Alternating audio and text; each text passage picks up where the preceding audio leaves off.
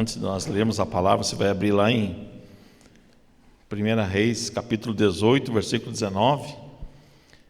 Eu não costumo fazer leituras longas, mas a gente vai ler o capítulo 18, 19, depois o 23 e 40, e depois o capítulo 19. Tá? Mas quando eu estava escolhendo os hinos para essa noite, eu me lembrei esse foi, acho que um dos primeiros discos evangélicos que eu comprei, né? Então, se imagina, eu era solteiro, tinha acho que uns 16, 17 anos, e eu tinha aquele 3 em 1. Quem é mais antigo, né? Lembra do 3 em 1, né? Não lembra, né, Paulo? Toca disco, fita e rádio, né? Aí os mais modernos tinham duplo deck.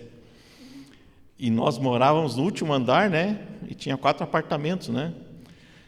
E na época meus pais tinham separado, eu morava com meu pai, e jovem, né?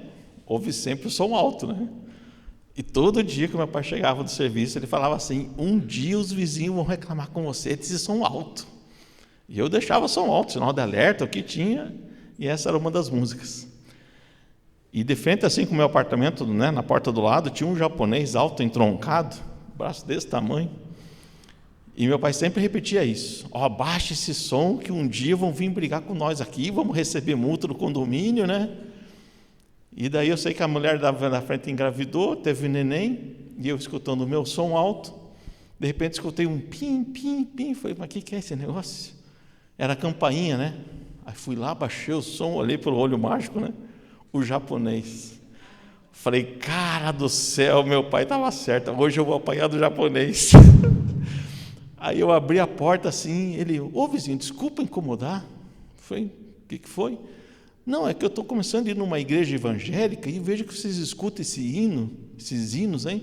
Você tem algum disco para emprestar? Ah, mas foi na hora, né? Peguei uma meia dúzia de discos e dei para o cara. E o cara também gostava de ouvir som alto. Aí meu pai chegando em casa e falou assim: e esse som alto? Eu falei: não sou eu, é o vizinho japonês, vai lá reclamar com ele, que ele se converteu também. Então eram essas músicas, mas isso é só um detalhe. Vamos lá para a palavra. 1 Reis, a gente vai ler o versículo 19, depois eu vou pular para o 23 para não ficar tão longo assim, tá? Então dizia assim: agora, pois, manda reunir a mim todo Israel no Monte Carmelo, como também os 450 profetas de Baal e os 400 profetas de Azera que comem na mesa de Jezabel. Versículo 23, capítulo 18, versículo 23, vamos até o 40. Deem-nos, pois, 2 bezerros, e eles escolheram para si um dos bezerros e o dividiram em pedaços, e o ponho sobre a lenha, porém não lhe coloquem fogo, e eu preparei outro bezerro e o porei sobre a lenha, e não colocarei fogo. Então invocai o nome do vosso Deus, e eu invocarei o nome do Senhor. E há de ser que o Deus que responder por meio do fogo será Deus. E todo o povo respondeu dizendo: é boa esta palavra. E disse Elias aos profetas de Baal: escolhei para vós um dos bezerros e preparai o primeiro, porque sois muitos, e invocai o nome do vosso Deus. E não lhe ponhais fogo. E tomaram o bezerro que lhes dera, e o prepararam, e o invocaram o nome de Baal, desde a manhã até o meio-dia, dizendo: ah, Baal, responde-nos. Porém, nem havia voz, nem quem respondesse. E saltavam sobre o altar, e tinham feito. E sucedeu que ao meio-dia Elias zombava deles, dizendo: clamai em alta voz, porque ele é um Deus, pode ser que esteja falando, ou que tenha alguma coisa a fazer, ou que intente alguma viagem. Talvez esteja dormindo e despertará.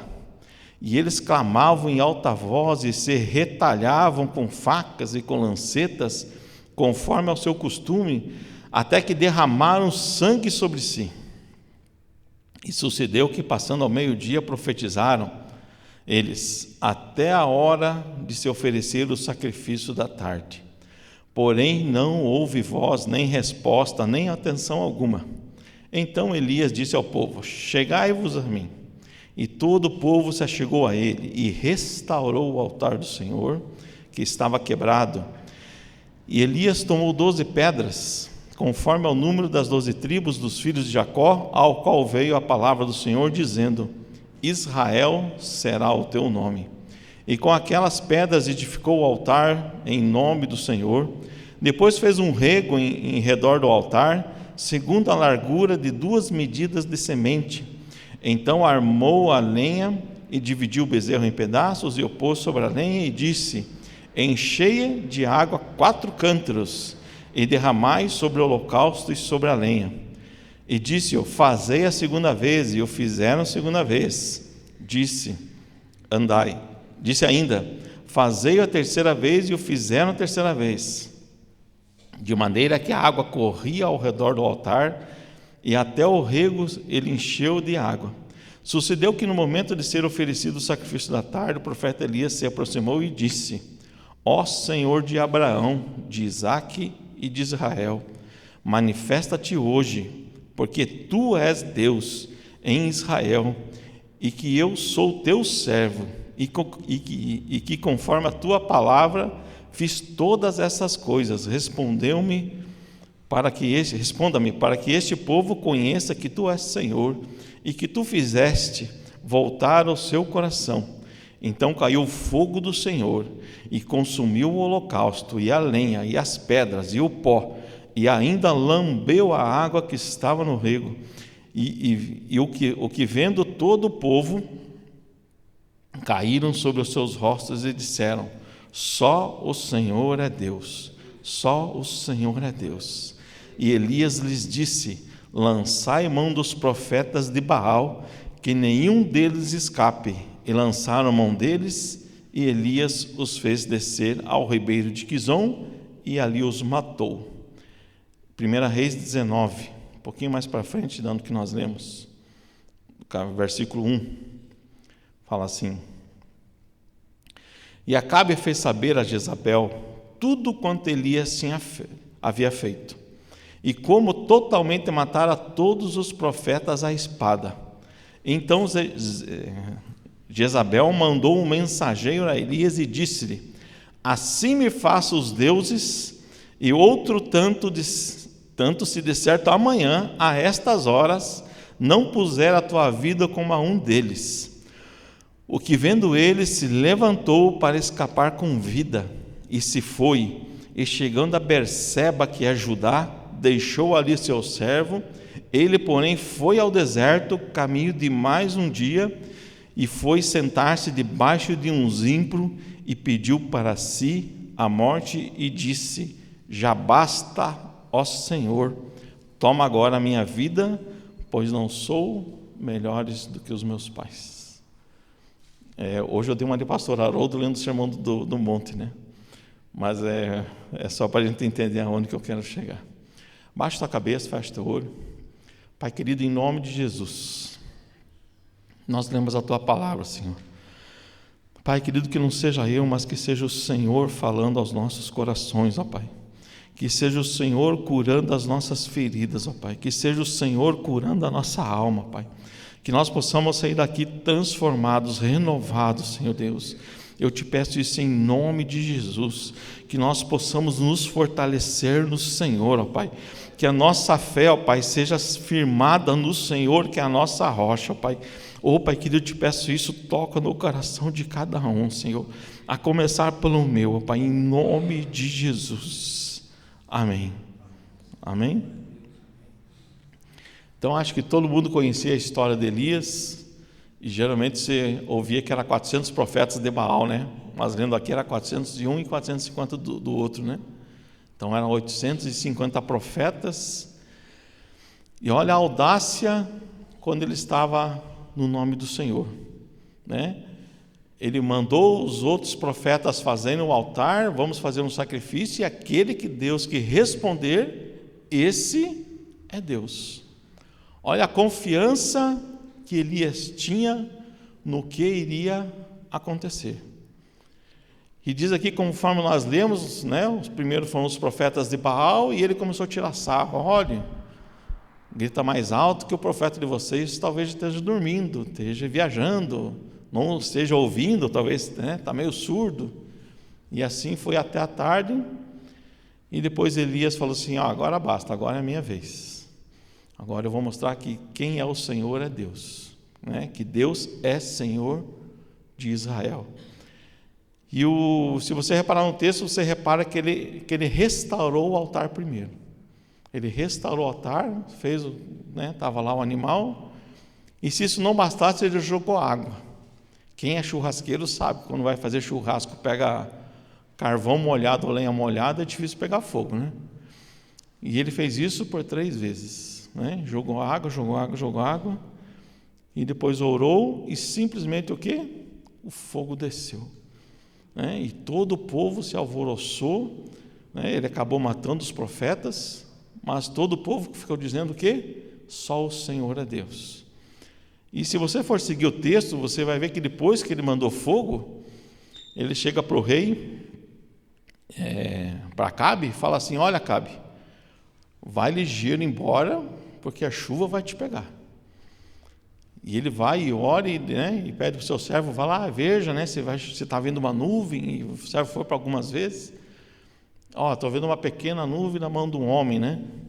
E o que aconteceu? Choveu, e se você reparar no texto, você vai ver que quando Acabe estava indo com a carroça e o cavalo correndo, Elias correu mais do que os cavalos e chegou antes do que o rei Acabe, né? Tudo isso fez Elias no nome do Senhor. Olha a confiança de Elias. Mas aí vem 1 Reis 19, né? E Acabe fez saber a Jezabel tudo o que tinha acontecido. E veja como era o coração dessa mulher, né? Acabe disse que Elias fez cair fogo do céu, que os profetas de Baal não aconteceu nada, mas que fez cair fogo do céu. E mesmo assim ela não acreditou. E o que ela mandou o recado para Elias? Olha, se amanhã você não estiver morto, né? E Elias ouviu isso, e Elias fez o quê? Se a Márcia estivesse aqui, eu ia falar: deu no pé, né? Então veja como é que é. Um homem orou diante de um exército, diante dos profetas, diante do rei, de autoridades, diante do povo. Ele orou e fez o fogo descer. Olha a confiança que Elias tinha. E depois ele ouviu uma frase de Jezabel, de uma mulher: olha, amanhã a estas horas, se não puder tirar a tua vida, como a um deles. E o que Elias fez? Correu.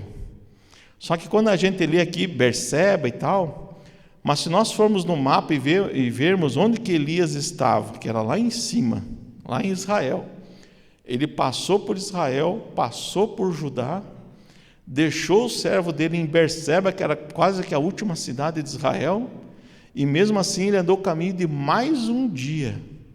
Por que ele andou com isso? Com medo de perder a sua vida. Aí eu pergunto para você: que espírito é esse que Elias ficou com medo? Né? Que espírito é esse? E é isso que eu quero falar essa noite. Espírito de intimação, né? Quando nós somos intimados.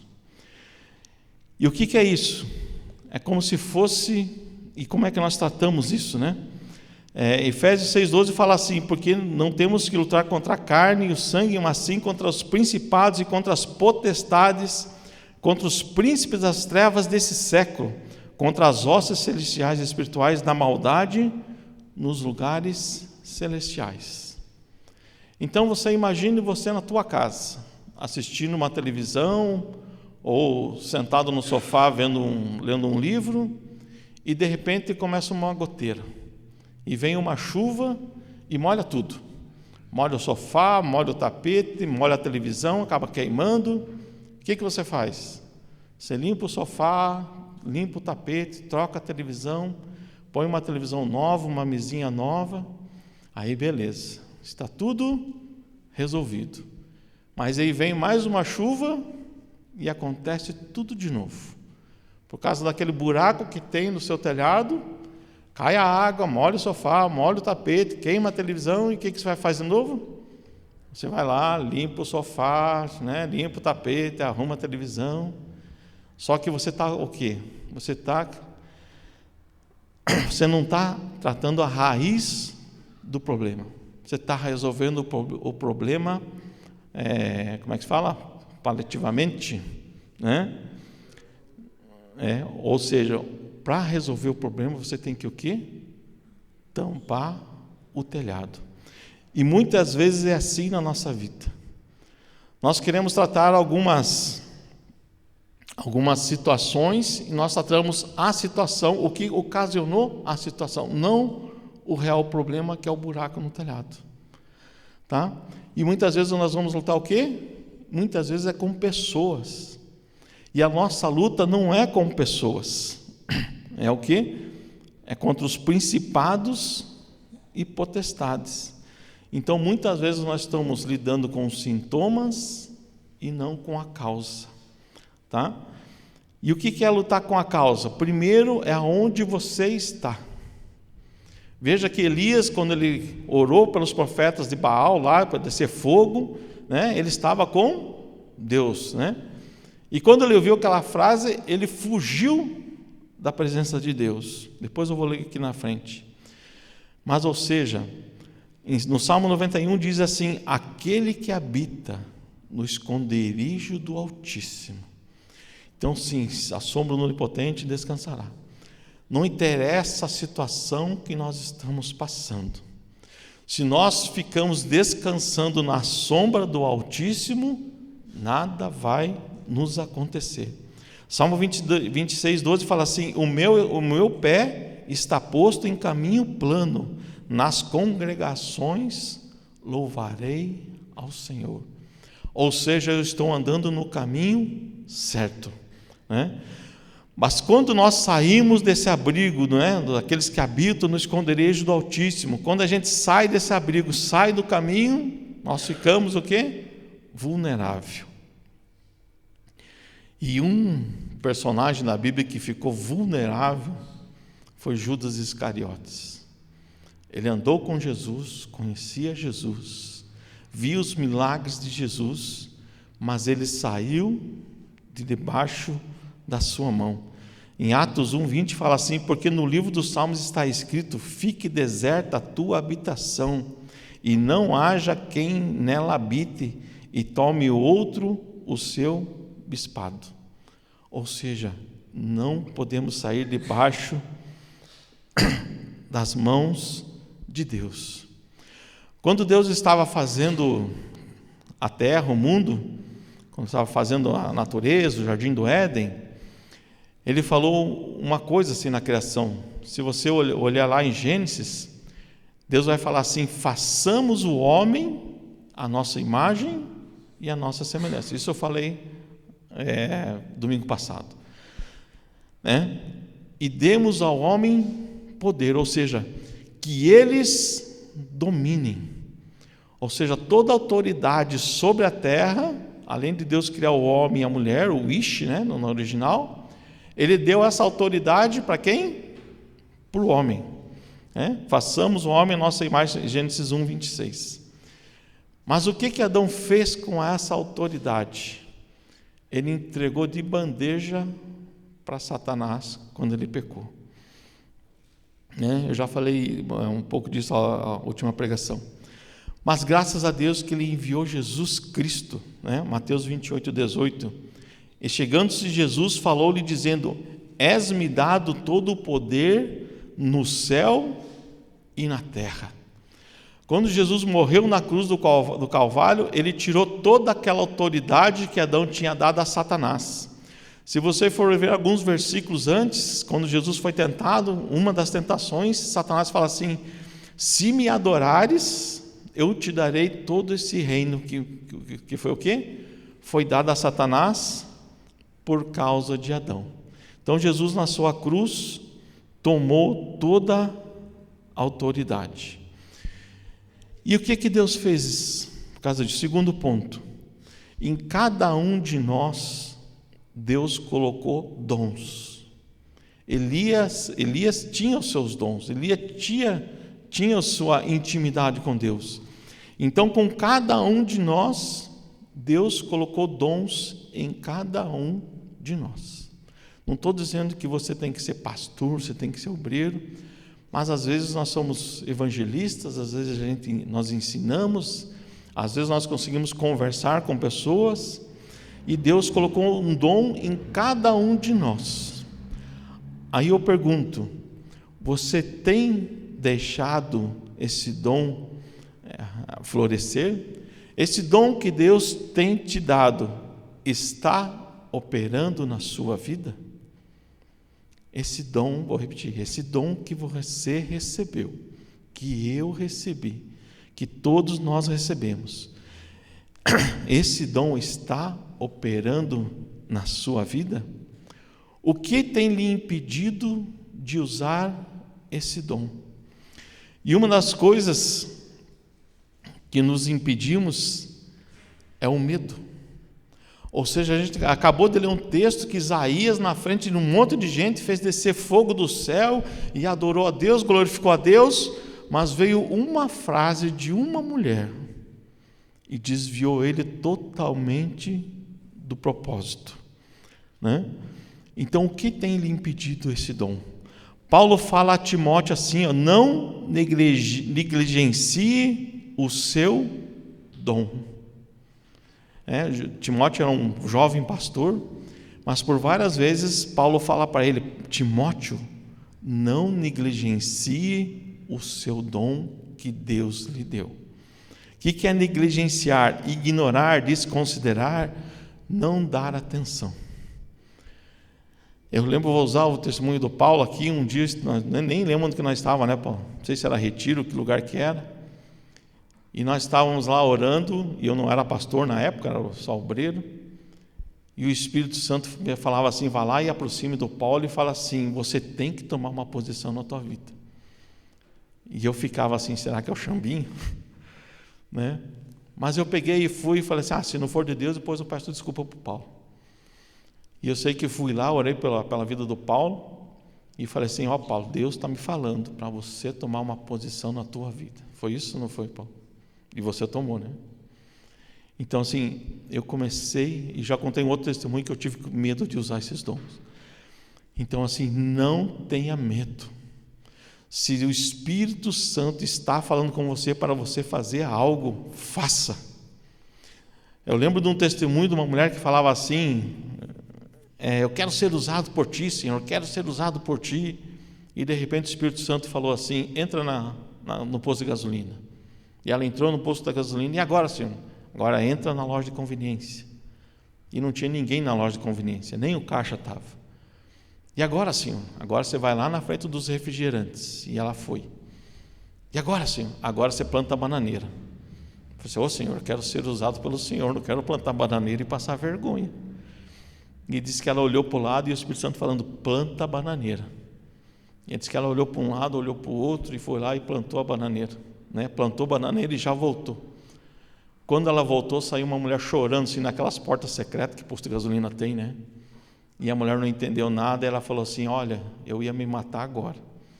E eu orei assim, se Deus existe, que entre alguém nessa loja e plante bananeira na frente da onde ficam os refrigerantes. E aquela mulher, quando viu aquela mulher plantando bananeira, ela simplesmente se entregou a Deus. Então não ignore o dom que Deus lhe deu. Não ignore esse dom. Em 2 Timóteo 1,7 fala assim, porque Deus não nos deu espírito de temor, mas de fortaleza, de amor e de moderação. Nós não podemos deixar que esse espírito de intimidação nos atrapalhe a nossa vida, nos atrapalhe o nosso ministério ou nos atrapalhe de ser usado por Deus. Porque Deus nos deu o espírito de temor, do espírito de fortaleza, de amor e de moderação. Eu não estou querendo dizer que você tem que viver piedosamente, né? Você vivendo piedosamente não quer dizer que Deus vai lhe usar, mas é você ter essa convicção do temor, do amor e da moderação do Senhor.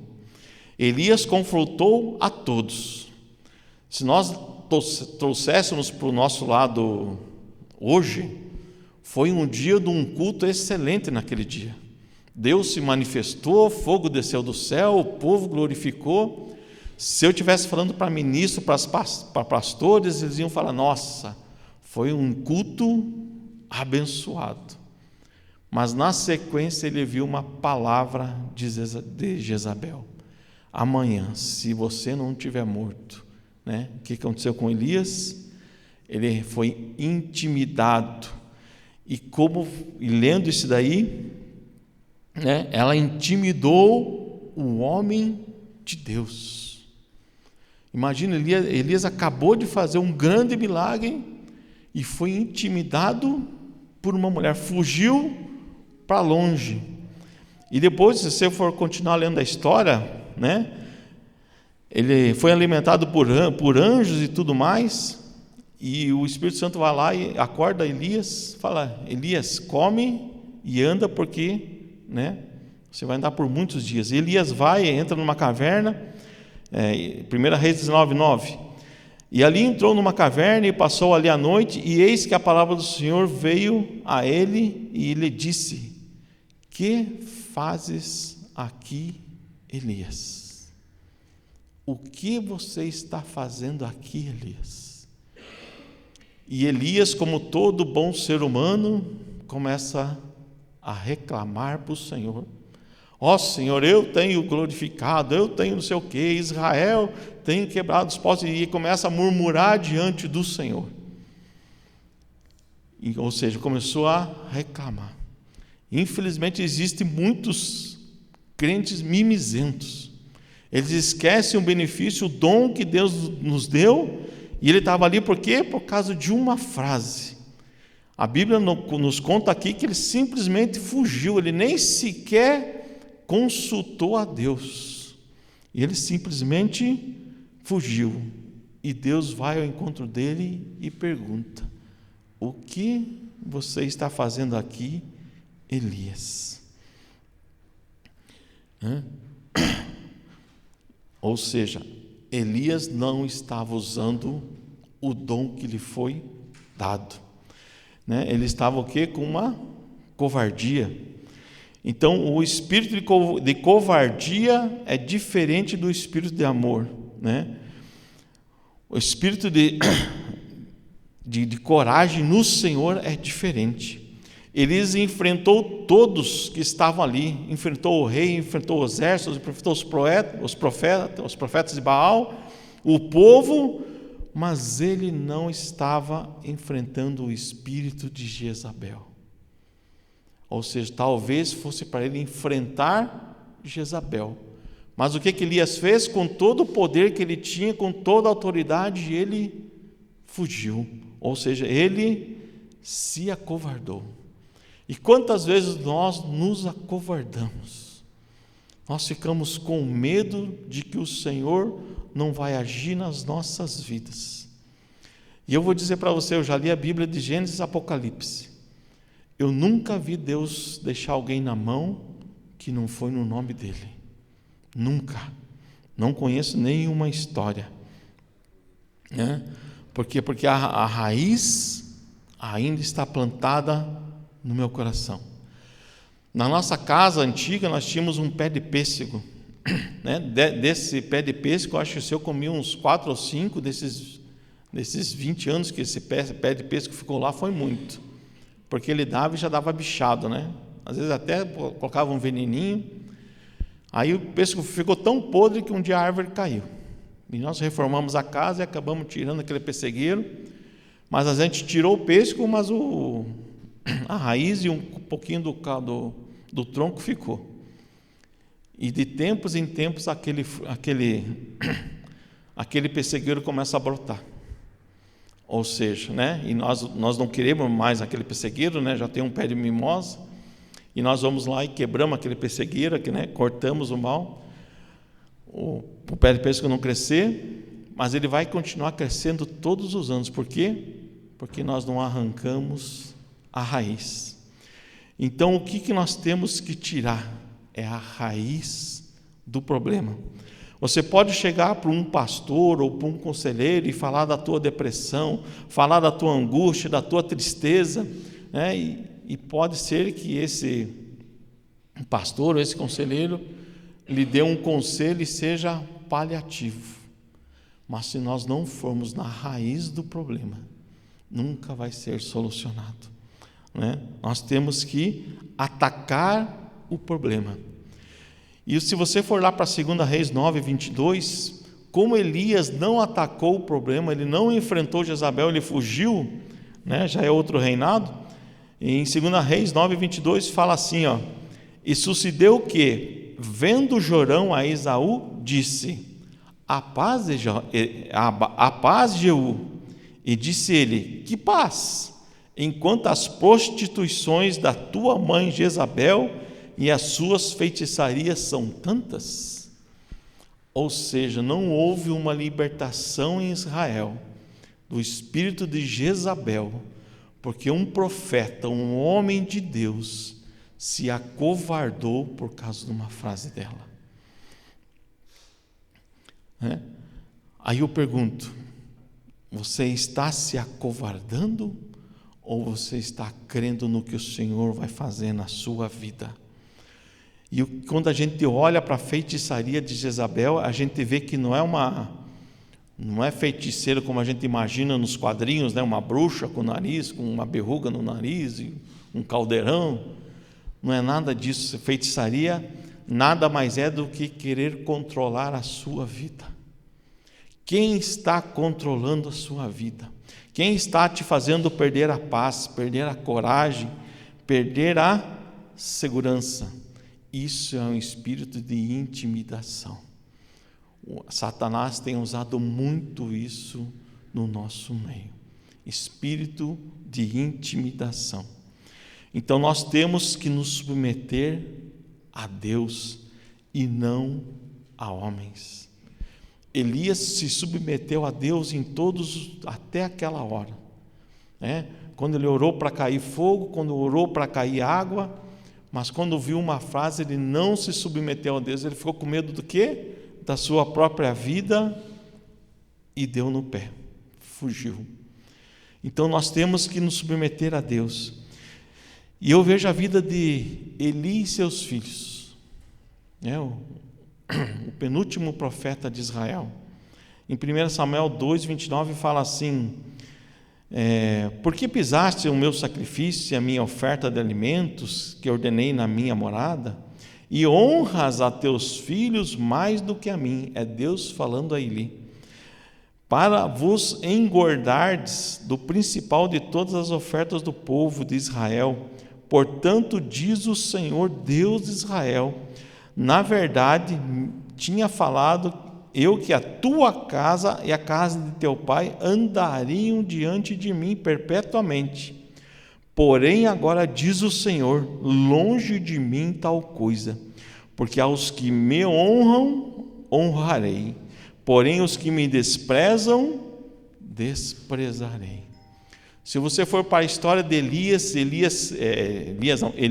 profeta Eli, ele sabia que os filhos deles estavam cometendo adultério, estavam profanando no templo. E o que Eli fazia? Meus filhos, não façam assim, né? Não é bom, né? Mas aqui diz a palavra do Senhor que Eli honrava mais os seus filhos do que ao Senhor. Ou seja, é mais fácil não ofender a quem nós vemos do que a Deus. Eu lembro que logo quando eu casei com a Dora, nós tivemos nossos 2 filhos, e a minha sogra é católica ao extremo até hoje. E os meus filhos eram pequenos e ela ficava: quando que você vai batizar na igreja católica os meus netos? Quando que você vai batizar? E nós ficamos naquela briga. Fala assim: só com todo respeito, eu não creio na doutrina católica. Mas alguns chegavam para mim e falavam assim: olha, só para você não ter encrenca, para você, né, batiza lá na igreja lá. Eu falei: não. Então eu me posicionei, eu falei assim: entre magoar a Deus, pecar a Deus, ferir a Deus e a minha sogra, não porque é minha sogra, mas eu prefiro magoar a minha sogra do que magoar a Deus. E seja com qualquer pessoa, se for para magoar alguém, eu prefiro magoar essa pessoa do que magoar a Deus. E quantas vezes nós somos intimidados? Talvez quantas vezes nos colocaram na parede e às vezes nós acabamos cedendo. Será que nunca aconteceu de você querer dizer não e por você ser intimidado você acabou falando sim? Pediram um favor para você e você sabia que isso lhe ia prejudicar e você acabou falando sim, mas acabou magoando a Deus. Então é mais fácil nós magoarmos alguém que nós não vemos do que magoar a Deus. Eu lembro da história de um pai e um filho que estavam passando necessidades, e o pai chegou para o filho: olha, filho, amanhã nós vamos lá na horta do vizinho e vamos roubar algumas frutas. E foram lá o pai e o filho, e o pai falou assim: deixa eu ver se não tem ninguém olhando. E o pai olhou para frente, olhou para trás, olhou para o lado, olhou para o outro. Aí quando o pai foi pegar a fruta, o filho: pai, o senhor não olhou direito. Ele se assustou, achou que tinha alguém vindo ou vendo, e aquele pai começou, olhou para frente, olhou para trás, olhou para o lado, para o outro lado, e foi pegar a fruta, e o filho: não, pai, o pai não olhou direito. E aquele fala: mas como não olhei direito, filho? Eu estou vendo, não tem ninguém na frente. O senhor não olhou para cima. Ou seja, aquele filho era mais crente do que o pai, que os homens não estão vendo, mas Deus está vendo tudo. Moisés, quando Deus chamou Moisés, foi intimidado pela sua esposa. Quando Moisés fez aliança com Deus: olha, você tem que circuncidar os seus filhos. E se você ler uma passagem anterior no Antigo Testamento, a circuncisão dói, e dói muito. E quando a esposa de Moisés viu isso, que isso doía, ela meio que brigou com Moisés e falou assim: você não vai circuncidar o nosso filho mais novo. E ficou aquele negócio. E se você for ler na Bíblia, você vai ver que Deus saiu do seu trono para matar Moisés. E nesse interveiro, a esposa dele acaba fazendo a circuncisão do filho e fala assim: você crê num Deus sanguinário. Mas, ou seja, Moisés não desobedeceu a Deus. E como que eu posso despertar esse dom que Deus me deu? Você pode estar até se perguntando: como que eu vou despertar esse dom? Se às vezes nem eu sei, Mas como que eu vou despertar esse dom? E de novo, 2 Timóteo 1,7, porque Deus não nos deu espírito de temor, mas de fortaleza, de amor e de moderação. Como eu vou despertar esse meu dom? E só existe uma palavra: é ousadia. Ousadia é a resposta. Ousadia é diferente de arrogância. Você não vai ser arrogante, você vai ter ousadia no Senhor. Quando nós vamos para a história de Davi, muita gente intimidou ele. Quando ele foi lá levar comida para os seus irmãos, e ele viu Golias, e ele se voluntariou: eu vou lutar contra Golias. Se você for ler o texto, você vê que Eliabe, o irmão mais velho de Elias, chegou e falou assim: quem é você? O que está pensando que você é? Eu sei que você é metido, e tantas outras coisas que está lá no texto. Davi foi intimidado por Eliabe, mas mesmo assim ele enfrentou Eliabe, ele foi ousado, foi falar com o rei Saul, não vou me deter na história dele, e depois ele foi lutar contra Golias. E quando Golias viu Davi, falou assim: o que esse moleque está fazendo aqui? Eu vou dar a você de comida às aves e não sei o quê. Mas o que Golias não sabia é que a ousadia de Davi vinha do Senhor, não vinha dele mesmo, Não era ele que ele era ousado, ele que era corajoso, mas a ousadia e a confiança dele estava no Senhor, que ele fala assim em 1 Samuel 17:45, porém disse ao filisteu, tu vens a mim com espadas e com lanças e com escudo, porém eu venho a ti em nome do Senhor dos exércitos, o Deus de Israel, a quem tens afrontado. Então, qual é o seu medo? Qual é o medo que você tem ou que eu tenho? Será que é medo de vício? Será que é medo de notícias? Será que é medo talvez de falar em público, apresentar um TCC? Mas não se esqueça que Deus é maior em tudo. Deus é maior do que todas as coisas. Lucas 10:9 fala assim, eis que eu vos dou poder para pisar serpentes e escorpiões e toda a força do inimigo, e nada vos fará dano algum. Nada vos fará dano algum. Então, essa é a promessa de Deus. Seja ousado no Senhor, tenha confiança no Senhor. Em Hebreus 13:5 fala assim, sejam vossos costumes sem avareza, contentando-vos com o que tendes, porque ele disse, não te deixarei, nem te desampararei, e assim com confiança ousemos dizer, o Senhor é o meu ajudador, e não temerei o que me possa fazer o homem. Nós não temos que temer o homem, nós temos que temer a Deus. Então, conforme eu li lá em 2 Timóteo, desperte o espírito de amor em você, desperte o espírito de poder em você, e desperte o espírito de uma mente sadia em você. Seja ousado no Senhor. Eu não estou falando para você ter uma mente positiva, vai dar certo isso. Não, eu não estou falando de mente positiva, eu estou falando de você entregar tudo ao Senhor, né? Aí eu quero terminar com a história de Pedro.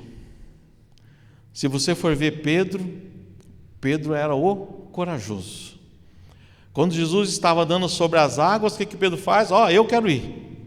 E lá foi Pedro. Tudo bem que ele se afogou no meio do caminho, mas ele sabia que Jesus estava lá. Depois, subiu no Monte da Transfiguração e foi na casa de Jairo, e tantas outras coisas Pedro viu. Quando Jesus perguntou, o que os homens dizem? Dizem que você é Elias, dizem que você é João Batista, dizem que você é não sei quem. E vocês? Aí o que Pedro fala? Tu és o Cristo, o Filho de Deus. Parecia que Pedro era o cara corajoso. E quando Jesus falou que ia morrer, ele falou assim, não, Senhor, se for para o Senhor morrer, eu vou morrer contigo, né? E eu imagino Jesus nessa hora olhando para Pedro, né? Coitado, não sabe o que fala, né? E quando foram para prender Jesus no Getsêmani, o que Pedro fez? Tirou a espada, cortou a orelha do servo, né? E Jesus, opa Pedro, pode parar. Foi lá, curou, guarda a tua espada, curou a orelha do servo e levaram Jesus. Aí qual que é a diferença? Jesus não estava mais ali. Pedro estava de longe. E quando Pedro estava se aquecendo, veio uma serva, uma mulher. Olha, você é galileu, você é seguidor daquele Jesus. E Pedro fala, não, eu não sou. E se você for no original, diz que Pedro até chegou a brigar, dizendo que ele não era discípulo. Ou seja, ele foi intimado por uma mulher. E por mais 2 vezes, né? Todos sabem. Mas ele foi o quê? Intimidado. Você é deles. Você fala igual a eles. Você é parecido com eles. Não, não sou. Não sou. Então nós temos que submeter tudo a Deus. Se tem alguma área da sua vida que você tem medo, é uma área que você não submeteu a Deus. É uma área da tua vida que você não deixou aos pés da cruz. Do que você tem medo? Do futuro? Da vida dos teus filhos, o que vai ser se você morrer? Você tem medo da morte? Para onde que você vai? O que você não submeteu a Deus ainda? Qual a área da tua vida e da minha vida que eu me incluo, que eu não submeti a Deus? E conta a história depois que Pedro, isso não está na Bíblia, mas os historiadores dizem que quando ele foi morrer crucificado, ele falou assim: olha, me crucifiquem de ponta cabeça, porque eu não sou digno de morrer como meu Salvador. Pedro foi transformado. O espírito de intimidação não atuava mais na vida dele. Ou seja, o perfeito amor em nós produz ousadia no Senhor. Às vezes nós erramos. Eu já errei. Eu já fui intimidado. Eu lembro que uma vez eu preguei numa igreja uma mensagem que Deus me deu para aquele dia, para aquele lugar. E uma pastora chegou assim: poxa, eu quero que você repita essa mensagem amanhã na minha igreja. E lá fui eu. Só que eu não consultei a Deus, não orei, a mensagem já estava pronta, era de um dia para o outro. E eu preguei aquela mensagem e eu senti que ela quis direcionar aquela mensagem para uma pessoa específica naquela igreja. E eu vou falar para você, eu me senti muito mal. Eu me senti usado, né, dentro de uma igreja. Mas qual que foi o meu erro? Eu não consultei a Deus o que eu tinha que falar naquele dia. Aquela mensagem era justamente para aquela igreja, para aqueles que estavam lá naquele dia, e não para as pessoas que foram no outro dia naquela outra denominação. E isso me senti muito mal por não consultar a Deus. E hoje eu prometi para mim mesmo, eu nunca mais vou trazer uma mensagem encomendada. Ou seja, quando me convido para pregar fora, ou eles me dão um tema livre, ou eles me falam um tema, sobre escatologia, sobre amor, até aí tudo bem, mas quando eles pedem para repetir uma mensagem, eu vou orar e buscar a Deus. Então nós temos que ter uma mente sadia. Mente sadia é quando você sabe o que Deus quer em qualquer situação. Isso produz confiança. Provérbios fala assim: a sabedoria é a coisa principal. Adquire, pois, a sabedoria e emprega tudo o que possuis na aquisição do entendimento. Exalta, e ela te exaltará. Abraça a tu, e ela te honrará. Ou seja, nós temos que ter sabedoria e confiança no Senhor e não ter medo de homens. Provérbios 29, 25 também fala assim: o temor do homem amarrará laços, mas os que confiam no Senhor será posto em alto ribeiro. Eu tenho visto muitos homens de Deus, muitos pastores, fazendo alianças com homens, e às vezes até mesmo negando o que Jesus queria. Eu vejo muitos pastores se dobrando, às vezes por causa de um dízimo alto, muitos pastores se vendendo por causa das coisas deste mundo. Mas graças a Deus que nós não nos rendemos às coisas deste mundo, nós nos rendemos a Deus. E toda vez que eu venho pregar é com muito temor, porque nós estamos aqui, tanto o pastor Haroldo como eu, como o pastor João na quarta-feira, nós estamos aqui representando Deus. Nós estamos aqui querendo transmitir para vocês aquilo que Deus quer falar. Ou seja, toda a honra e toda a glória tem que ser dada a Deus. Então deixe esse dom que Deus te deu, deixe esse dom que Deus quer usar você a florescer. Seja usado no nome do Senhor. seja ousado no nome do Senhor. Quando nós conhecemos verdadeiramente ao Deus que nós servimos, nós nunca mais vamos ser intimidados, nós nunca mais vamos ter medo, né? Isso não pode acontecer. Pode ser que se Elias enfrentasse Jezabel, poderia ser que Deus ia fazer a cura em Israel, porque quando ele começou a reclamar para Deus, Deus, eu te servi, eu fiz isso, mas Elias não sabia que tinha 100 profetas escondidos, tomando água e pão, e mais 7.000 que não se dobraram. Então Elias não estava sozinho, Elias estava com uma cobertura de oração. Nós não estamos sozinhos. Tome posse daquilo que o Senhor tem falado, que eu falei aqui em Lucas. Eis que vos dou poder para pisar serpentes e escorpiões e toda a força do inimigo, e nada vos fará dano algum. Não seja intimidado por Satanás. Não deixa Satanás te intimidar. Não deixa Satanás colocar medo no teu coração e você ficar pensando: o que vai acontecer? O que acontecerá? Mesmo que seja para a morte, o Senhor está conosco. Fecha os teus olhos. Eu queria perguntar aqui: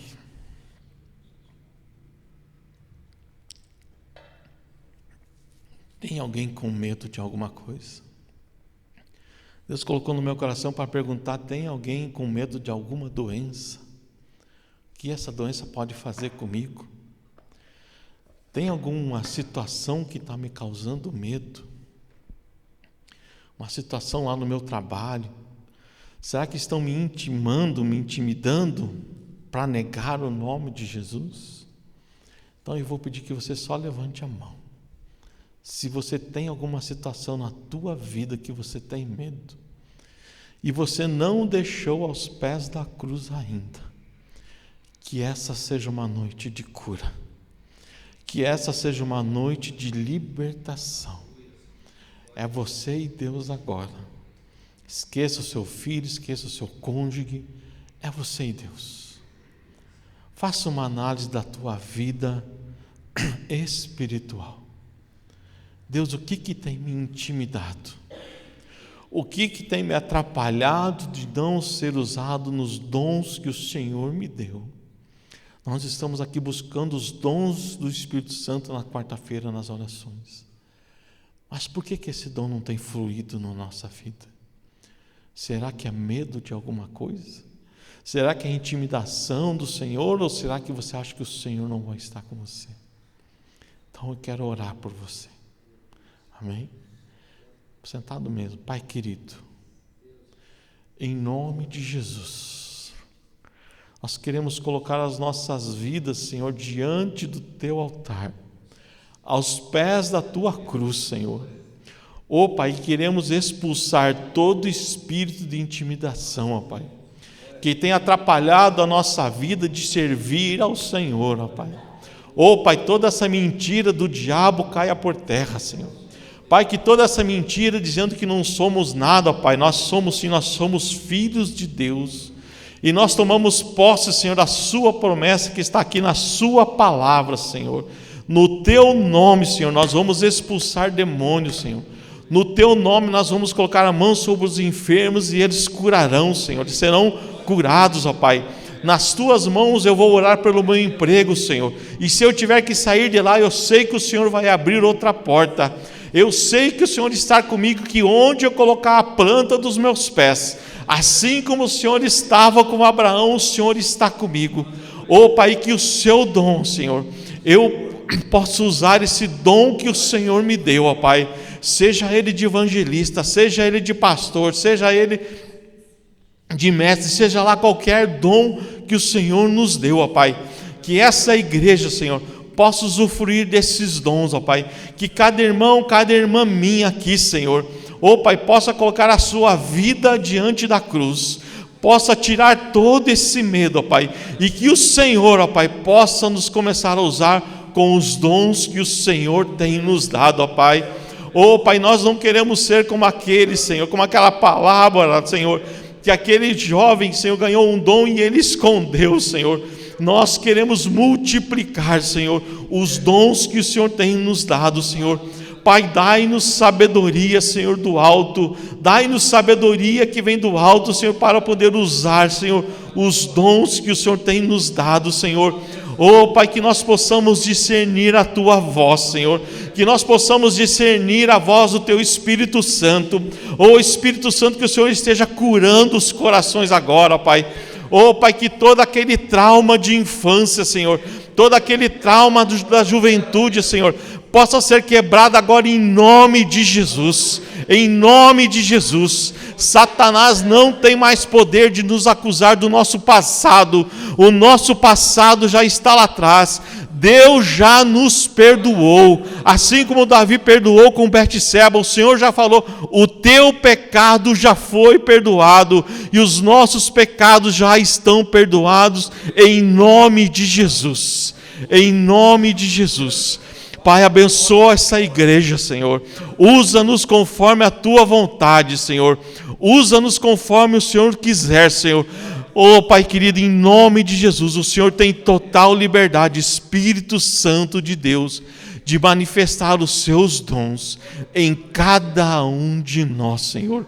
Em cada um de nós, ó Pai. Que nós possamos testemunhar o que o Senhor está fazendo nas nossas vidas neste lugar, Senhor. Que nós possamos testemunhar, Senhor. Oh, Pai, que nós possamos Te servir, ó Pai, de todo o Teu coração, ó Pai, de todo o nosso coração, Senhor, para honrar e glorificar o Teu nome, ó Pai, em nome de Jesus. Amém. Amém.